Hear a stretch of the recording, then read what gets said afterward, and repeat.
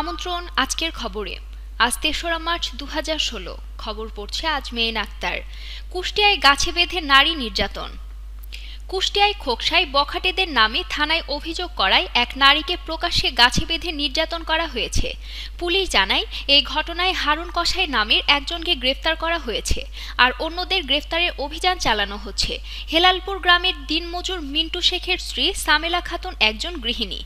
স্থানীয় বখাটে তৌহিদ আশরাফুল সহ প্রায় ৭ থেকে ৮ জন যুবক প্রায় তাকে উত্ত্যক্ত করত।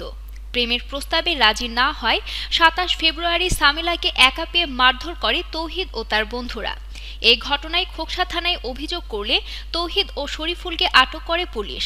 এরপর মঙ্গলবার তারা থানা থেকে বের হয়ে সকাল ৯টার দিকে সামেলাকে বাড়ি থেকে ধরে নিয়ে গাছের সাথে বেঁধে মারধর করে। এক পর্যায়ে সামেলা অজ্ঞান হলে যারা তাকে বাঁচাতে আসে বখাটে ২ ছেলে তাদেরকেও বাধা দেয়। পরে সামেলাকে জোর করে উপজেলা স্বাস্থ্য কমপ্লেক্সে নিয়ে আসে তার বড় ছেলে। আর নির্যাতিতার স্বামীর অভিযোগ, পুলিশের গাফলতিতেই এই ঘটনা ঘটেছে।